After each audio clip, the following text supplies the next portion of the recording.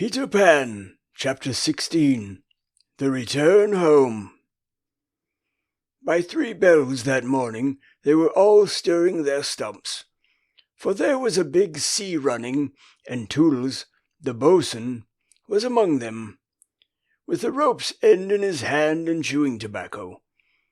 They all donned pirate clothes, cut off at the knee, shaved smartly and tumbled up, with a true nautical roll and hitching their trousers. It need not be said who was the captain. Nibs and John were the first and second mate. There was a woman aboard. The rest were tars before the mast, and lived in the forecastle. Peter had already lashed himself to the wheel, but he piped all hands and delivered a short address to them. Said he hoped they would do their duty like gallant hearties, but that he knew they were the scum of Rio and the Gold Coast, and if they snapped at him he would tear them. The bluff, strident words struck the note sailors understood, and they cheered him lustily. Then a few sharp orders were given, and they turned the ship round and nosed her for the mainland. Captain Pan calculated, after consulting the ship's chart, that if this weather lasted, they should strike the Azores about the 21st of June, after which it would save time to fly. Some of them wanted it to be an honest ship, and others were in favor of keeping it a pirate. But the captain treated them as dogs, and they dared not express their wishes to him, even in a round robin. Instant obedience was the only safe thing. Slightly got a dozen for looking perplexed when told to take soundings. The general feeling was that Peter was honest, just now to lull Wendy's suspicions, but that there might be a change when the new suit was ready, which, against her will, she was making for him out of some of Hook's wickedest garments. It was afterwards whispered among them that on the first night he wore this suit he sat long in the cabin, with Hook's cigar-holder in his mouth and one hand clenched, all but for the forefinger, which he bent and held threateningly aloft like a hook. Instead of watching the ship, however, we must now return to that desolate home from which 3 of our characters had taken heartless flight so long ago. It seems a shame to have neglected number 14 all this time, and yet we may be sure that Mrs. Darling does not blame us. If we had returned sooner to look with sorrowful sympathy at her, she would probably have cried, "Don't be silly. What do I matter? Do go back and keep an eye on the children. So long as mothers are like this, their children will take advantage of them, and they may lay to that." Even now we venture into that familiar nursery only because its lawful occupants are on their way home. We are merely hurrying on in advance of them to see that their beds are properly aired, and that Mr. and Mrs. Darling do not go out for the evening. We are no more than servants. Why on earth should their beds be properly aired, seeing that they left them in such a thankless hurry? Would it not serve them jolly well right if they came back and found their parents who were spending the week-end in the country? It would be the moral lesson they have been in need of ever since we met them. But if we contrive things in this way, Mrs. Darling would never forgive us. One thing I should like to do immensely, and that is to tell her, in the way the authors have, that the children are coming back, that indeed they will be here on Thursday week. This would spoil completely the surprise to which Wendy and John and Michael are looking forward. They have been planning it out on the ship. Mother's rapture, father's shout of joy, Nana's leap through the air to embrace them first, when what they ought to be prepared for is a good hiding. How delicious to spoil it all by breaking the news in advance, so that when they enter grandly, Mrs. Darling may not even offer Wendy her mouth, and Mr. Darling may exclaim pettishly, "Dash it all, here are those boys again." However, we should get no thanks even for this. We are beginning to know Mrs. Darling by this time, and may be sure that she would upbraid us for depriving the children of their little pleasure. But, my dear madam, it is 10 days till Thursday week, so that by telling you what's what, we can save you 10 days of unhappiness. Yes, but at what cost? By depriving the children of 10 minutes of delight? Oh, if you look at it in that way, what other way is there in which to look at it? You see, the woman had no proper spirit. I had meant to say extraordinarily nice things about her, but I despise her, and not one of them will I say now. She does not really need to be told to have things ready, for they are ready. All the beds are aired, and she never leaves the house, and observe, the window is open. For all the use we are to her, she might well go back to the ship. However, as we are here, we may as well stay and look on. That is all we are, lookers on. Nobody really wants us, so let us watch and say jaggy things, in the hope that some of them will hurt. The only change to be seen in the night nursery is that between 9 and 6 the kennel is no longer there. When the children flew away, Mr. Darling felt in his bones that all the blame was his for having chained Nana up, and that from first to last she had been wiser than he. Of course, as we have seen, he was quite a simple man. Indeed, he might have passed for a boy again, if he had been able to take his baldness off. But he had also a noble sense of justice, and a lion's courage to do what seemed right to him. And having thought the matter out with anxious care after the flight of the children, he went down on all fours and crawled into the kennel. To all Mrs. Darling's dear invitations to him, "Come out," he replied sadly but firmly. "No, my own one, this is the place for me." In the bitterness of his remorse, he swore that he would never leave the kennel until his children came back. Of course, this was a pity, but whatever Mr. Darling did, he had to do in excess. Otherwise, he soon gave up doing it. And there never was a more humble man than the once proud George Darling, as he sat in the kennel of an evening, talking with his wife of their children and all their pretty ways. Very touching was his deference to Nana. He would not let her come into the kennel, but on all other matters he followed her wishes implicitly. Every morning the kennel was carried with Mr. Darling in it to a cab, which conveyed him to his office, and he returned home in the same way at 6. Something of the strength of character of the man will be seen if we remember how sensitive he was to the opinion of neighbors. This man, whose every movement now attracted surprised attention. Inwardly he must have suffered torture, but he preserved a calm exterior, even when the young criticized his little home, and he always lifted his hat courteously to any lady who looked inside. It may have been quixotic, but it was magnificent. Soon the inward meaning of it leaked out, and the great heart of the public was touched. Crowds followed the cab, cheering it lustily. Charming girls scaled it to get his autograph. Interviews appeared in the better class of papers, and society invited him to dinner and added, "Do come in the kennel." On that eventful Thursday week, Mrs. Darling was in the night nursery, awaiting George's return home.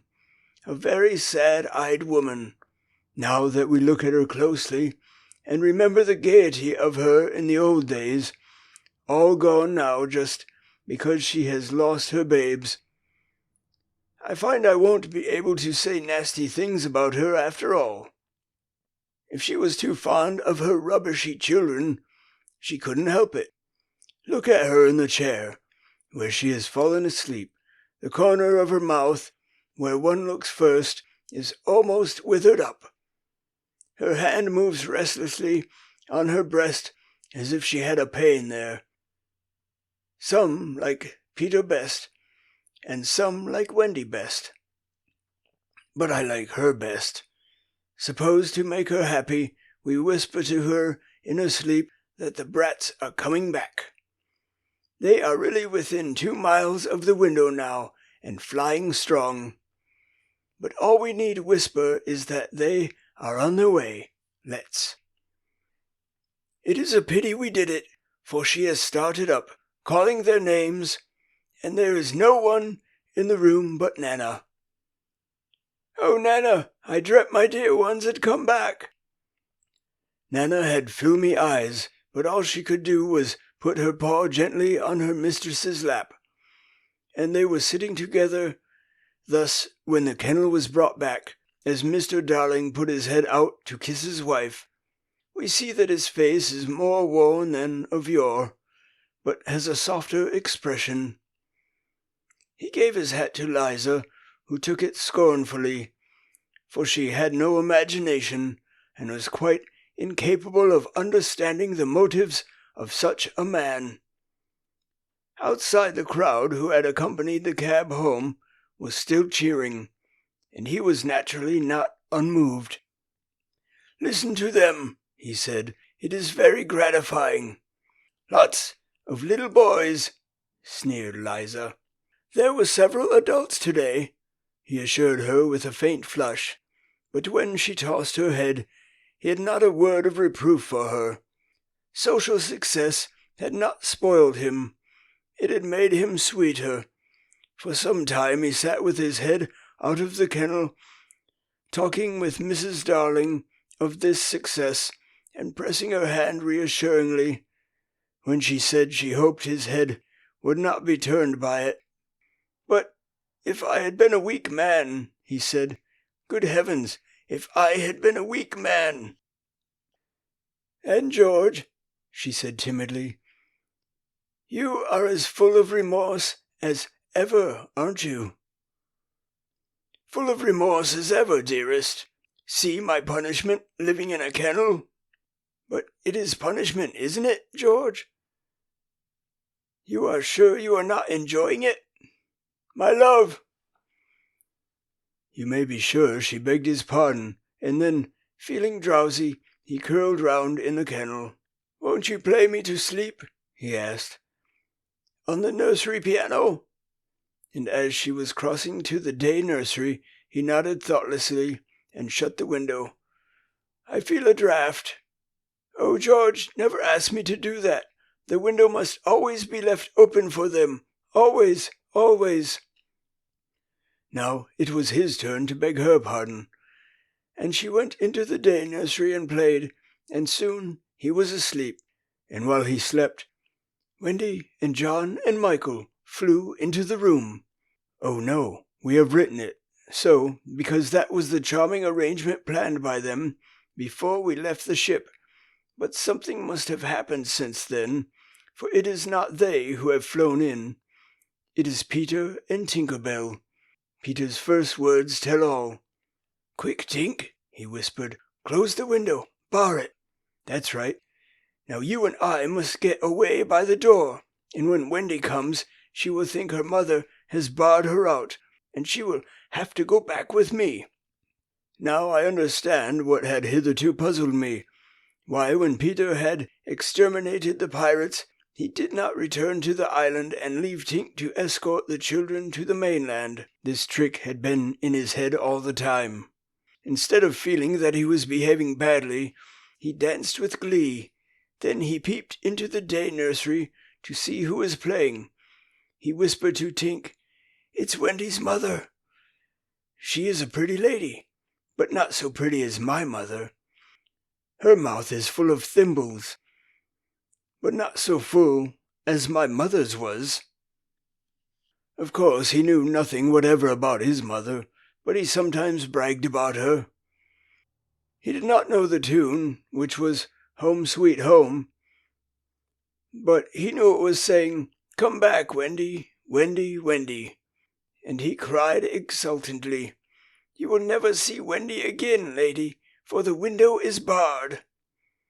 He peeped again to see why the music had stopped, and now he saw that Mrs. Darling had laid her head on the box, and that 2 tears were sitting on her eyes.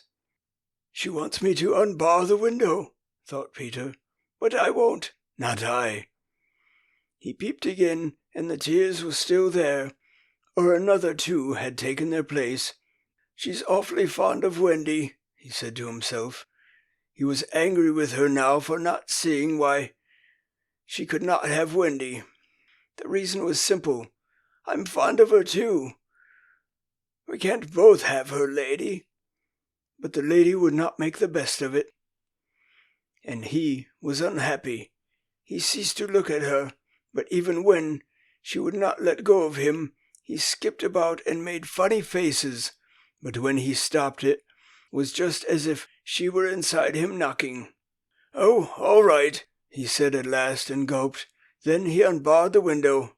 "Come on, Tink," he cried, with a frightful sneer at the laws of nature. "We don't want any silly mothers," and he flew away. Thus Wendy and John and Michael found the window open for them after all, which of course was more than they deserved. They alighted on the floor quite unashamed of themselves, and the youngest one had already forgotten his home. "John," he said, looking around him doubtfully, "I think I have been here before." "Of course you have, you silly. This is your old bed." "So it is," Michael said, but not with much conviction. "I say," cried John, "the kennel," and he dashed across to look into it. "Perhaps Nana is inside it," Wendy said. But John whistled. "Hello," he said, "there is a man inside it." "It's father!" exclaimed Wendy. "Let me see father," Michael begged eagerly, and he took a good look. "He is not so big as the pirate I killed," he said with such frank disappointment that I am glad Mr. Darling was asleep. It would have been sad if those had been the first words he heard his little Michael say. Wendy and John had been taken aback somewhat at finding their father in the kennel. "Surely," said John, like one who had lost faith in his memory, "he used not to sleep in the kennel." "John," Wendy said falteringly, "perhaps we don't remember the old life as well as we thought we did." A chill fell upon them and served them right. "It is very careless of mother," said that young scoundrel John, "not to be here when we come back." It was then that Mrs. Darling began playing again. "It's mother!" cried Wendy, peeping. "So it is," said John. "Then are you not really our mother, Wendy?" asked Michael, who was surely sleepy. "Oh dear!" exclaimed Wendy, with her first real twinge of remorse. "'Twas quite time we came back." "Let us creep in," John suggested, "and put our hands over her eyes." But Wendy, who saw that they must break the joyous news more gently, had a better plan. "Let us all slip into our beds and be there when she comes in, just as if we had never been away." And so when Mrs. Darling went back to the night nursery to see if her husband was asleep, all the beds were occupied. The children waited for her cry of joy, but it did not come. She saw them, but did not believe they were there. You see, she saw them in their beds so often in her dreams that she thought this was just the dream hanging around her still. She sat down in the chair by the fire, where in the old days she had nursed them. She could not understand this, and a cold fear fell upon all the 3 of them. "Mother!" Wendy cried. "That's Wendy," she said, but still we were sure it was the dream. "Mother!" "That's John," she said. "Mother!" cried Michael. He knew her now. "That's Michael." she said, and she stretched out her arms for the 3 little selfish children they would never envelop again. Yes, they did. They went round, Wendy and John and Michael, who had slipped out of bed and run to her. "George, George!" she cried when she could speak, and Mr. Darling woke to share her bliss, and Nana came rushing in. There could not have been a lovelier sight. But there was none to see it except a little boy who was staring in at the window. He had had ecstasies innumerable that other children can never know, but he was looking through the window at the one joy from which he must be forever barred.